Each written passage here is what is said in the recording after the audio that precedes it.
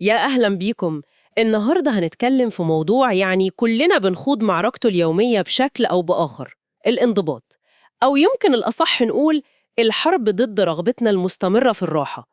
المصدر اللي هنحلله النهاردة هو كتاب صوتي اسمه إزاي تجبر نفسك على الانضباط، والاسم لوحده بيقول كل حاجة. هو فعلا اسمه مباشر جدا. جداً. الكتاب مش بيقدم كلام تحفيزي وخلاص. الفكرة الأساسية اللي بيطرحها صادمة شوية.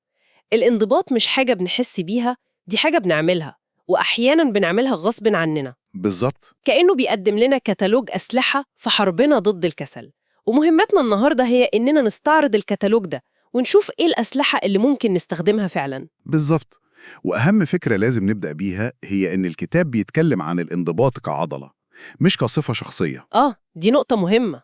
يعني مش يا إما اتولدت بيها يا إما لأ، لأ، دي مهارة بتتمرن عليها وبتنميها كل يوم.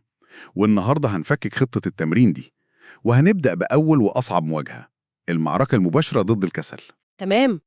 أول استراتيجية بيقدمها المصدر قوية جداً وصريحة: ارفض التفاوض مع الكسل. بيقول إنك لو دخلت في نقاش مع عقلك الكسلان هتخسر، دايماً عنده حجج وأعذار أحسن منك. دايما. بس الكلام ده يبان عنيف شوية. هل المصدر بيفرق بين الكسل الحقيقي والحاجة للراحة أو الإرهاق الفعلي؟ مش ممكن الاستراتيجية دي تؤدي للاحتراق النفسي؟ سؤال مهم جدا. الكتاب بيوضح إن في فرق كبير. الراحة الحقيقية دي جزء من النظام، زي النوم والأكل، دي إعادة شحن ضرورية. أوكي. لكن الكسل اللي بيقصده هو الراحة غير المستحقة، اللي بتيجي في شكل تأجيل، هروب من مهمة صعبة عن طريق تصفح السوشيال ميديا. اللي كلنا بنعمله. كلنا. أو إنك تقنع نفسك إنك هتبدأ بكرة. ده هو العدو. التفاوض معاه عامل زي التفاوض مع طفل بيعيط عشان عايز ياكل حلويات قبل الغداء. لو استسلمت له مرة هيعرف إن دي نقطة ضعفك وهيكررها كل مرة. فهمت. كل مرة بنختار فيها الراحة السهلة، إحنا فعلياً بنمرن عقلنا إنه يطيع الكسل. فهمت.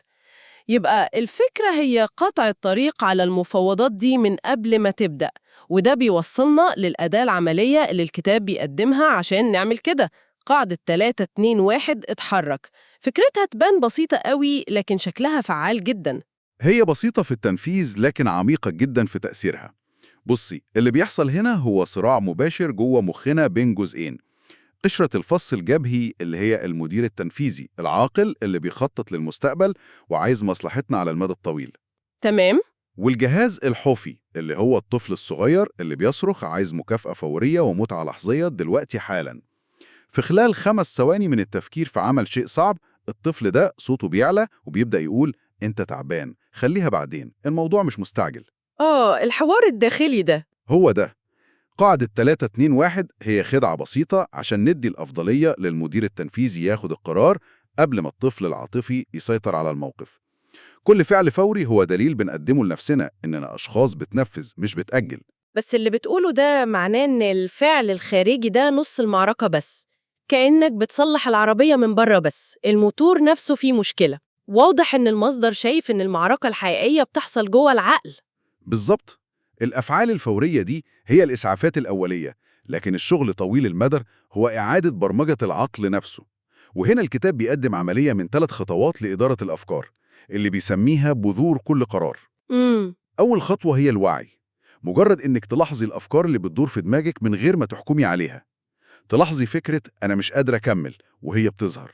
تاني خطوة هي الاستبدال الفعال مش القمع. إزاي يعني؟ محاولة قمع فكرة سلبية عاملة زي ما تحاولي ما تفكريش في فيل لونه وردي، هتلاقي نفسك بتفكري فيه أكتر. صح. الأصح هو إنك تستبدليها بفكرة بناءة ومحددة، زي أنا هخلص الفقرة دي بس، أو هعمل تمرين واحد كمان. والخطوة الثالثة؟ التحكم في المدخلات. عقلك عامل زي حديقة، لو سبتيها من غير رعاية هيطلع فيها حشائش ضارة. المدخلات هي البذور اللي بتزرعيها، المحتوى اللي بتستهلكيه، الناس اللي بتقضي وقتك معاهم، الأخبار اللي بتتابعيها. كل ده بيأثر يعني؟ طبعا. لو كل مدخلاتك سلبية ومحبطة، صعب جدا تطلعي أفكار إيجابية ومنضبطة. العملية أشبه بتعيين حارس أمن على بوابة عقلك، بيقرر إيه الأفكار المسموح لها تدخل وإيه اللي لازم تترفض فوراً. وهنا الموضوع بيبقى مثير أكتر. في فكرة في الكتاب عن إجبار التكرار لحد ما المخ يقبل السلوك الجديد. بس كلنا جربنا نبدأ عادة جديدة، والإحساس بعدم الارتياح في الأول بيبقى رهيب لدرجة إنه بيخلينا نقف. طبعا.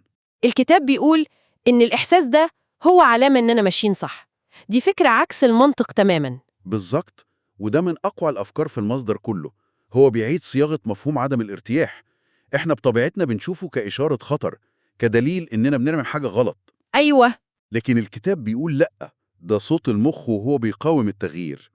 تخيلي إنك بتمشي كل يوم في غابة، ومع الوقت بيتكون مسار واضح في الأرض. لو قررتي فجأة تمشي في طريق جديد، في الأول هيبقى صعب ومليان عوائق. هو ده بالظبط عدم الارتياح. تشبيه كويس جداً. كل مرة بتكرري فيها السلوك الجديد، انت بتدوسي على العشب وبتمهدي الطريق الجديد ده في مخك. المقاومة اللي بتحسيها هي مجرد آلام نمو للمسارات العصبية الجديدة دي. عشان كده قراءة صفحتين كل يوم أقوى بكتير من قراءة 100 صفحة مرة في الشهر، لأن التكرار اليومي هو اللي بيحفر الطريق الجديد ده وبيخليه هو المسار التلقائي مع الوقت. وفكرة التوجيه الذاتي الصارم دي بتفكرني بالمدربين في الأفلام اللي بيكلموا الأبطال بحزم. بس في الحقيقة صعب أول واحد يكلم نفسه بالطريقة دي من غير ما يحس إنه قاسي على نفسه أو بيجلد ذاته. أنا فاهم وجهة النظر دي، لكن الكتاب بيقدمها من زاوية مختلفة تماماً.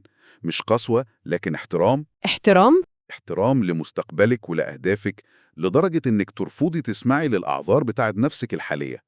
في فرق بين جلد الذات اللي هو أنا فاشلة لأني ما رحتش الجيم، والتوجيه الذاتي الصارم اللي هو قومي البسي وروحي الجيم دلوقتي. الأول بيركز على الماضي والتاني على الحاضر. بالظبط، واحد بيخلق شعور بالذنب والتاني بيخلق فعل. اللغة نفسها بتفرق. بدل ما تقولي لنفسك بصيغة اقتراح ممكن أحاول أشتغل شوية، الكتاب بيقول استخدمي صيغة الأمر. ابدأي شغل لمدة 25 دقيقة حالاً. انت بتتعاملي مع عقلك كقائد بيدي تعليمات واضحة، مش كموظف بيطلب إذن. تمام، أنا كده استوعبت المنظومة الداخلية. بس خلينا نكون واقعيين، في أيام الواحد بيصحى فيها طاقته صفر والمعركة العقلية دي بتبدو مستحيلة. هنا المصدر بيقدم اقتراح ممكن يكون مثير للجدل: استخدم الضغط لصالحك.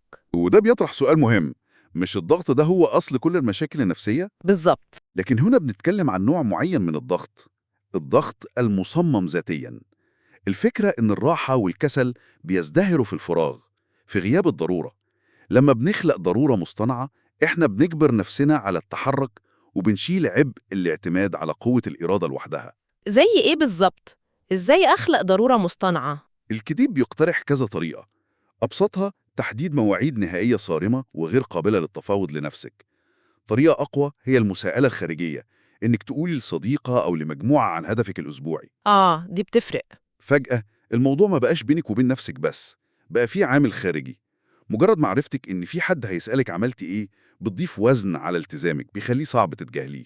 والأداة الأقوى هي الاستثمار المالي. يعني أدفع فلوس؟ أيوة، لو دفعتي فلوس مقدم لكورس أو لمدرب شخصي، احتمالية التزامك بتزيد بشكل ضخم لأنك بتخافي تخسري فلوسك. الفكرة هي خلق بيئة يكون فيها الالتزام هو الخيار الأسهل أو الوحيد المتاح. أنا فاهمة الفكرة، بس في ناس كتير الضغط بيشلها تماماً، مش بيحفزها. هل الكتاب بيقدم أي محاذير لاستخدام الأسلوب ده؟ أكيد. الكتاب بيحذر من إن الضغط ده يكون عشوائي أو جاي من مصادم خارجية مش متحكمين فيها. الضغط الفعال هو اللي بنصممه بنفسنا عشان يخدم أهدافنا. لازم يكون ضغط ذكي، يعني لو تحديد موعد نهائي بيوترك، ممكن تجربة المساءلة تكون أنسب.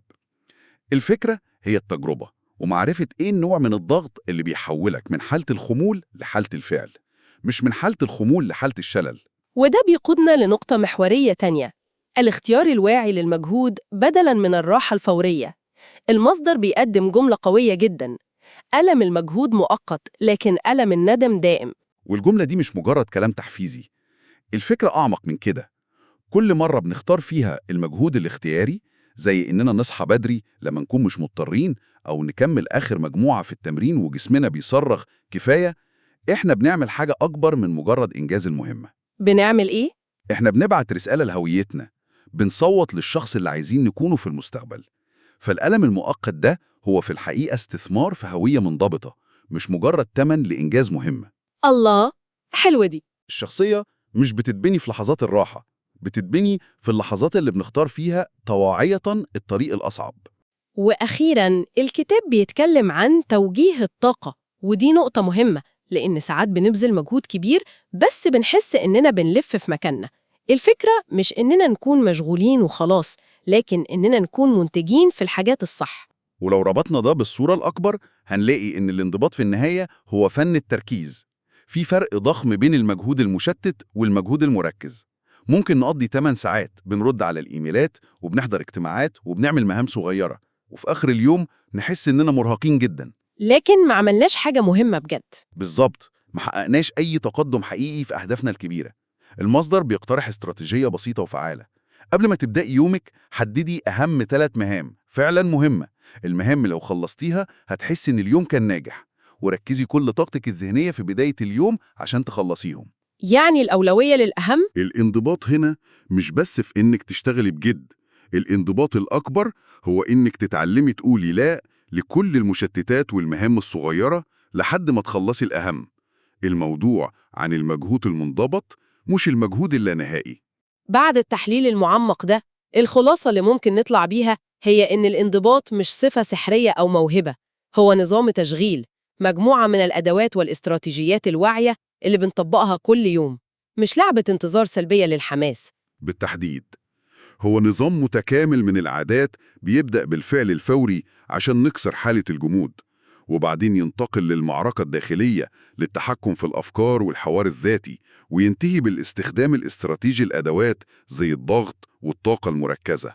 يعني مهارة مكتسبة. بالظبط، المصدر بيأكد بشكل مستمر إن دي مهارات أي حد ممكن يتعلمها ويبنيها بالتكرار والممارسة. مش لازم نكون اتولدنا بيها، لكن ممكن نبنيها قرار ورا قرار وفعل ورا فعل. ونختم بفكرة أخيرة مثيرة للتفكير. الكتاب بيقول إن الدوافع اللحظية زي الرغبة في تصفح السوشيال ميديا أو تأجيل مهمة بتقدم راحة قصيرة المدى، لكن بتخلق ألم طويل المدى. ألم الندم والفرص الضايعة. بالظبط. السؤال اللي ممكن المستمع يسأله لنفسه هو: إيه هو الدافع اللحظي اللي بيستسلم له بانتظام؟ وإيه اللي ممكن يتغير في حياته لو اختار بشكل واعي ومستمر عدم الارتياح المؤقت لمقاومة الدافع ده لمدة 30 يوم بس؟ إيه هو الألم طويل المدى اللي هيكون بيتجنبه؟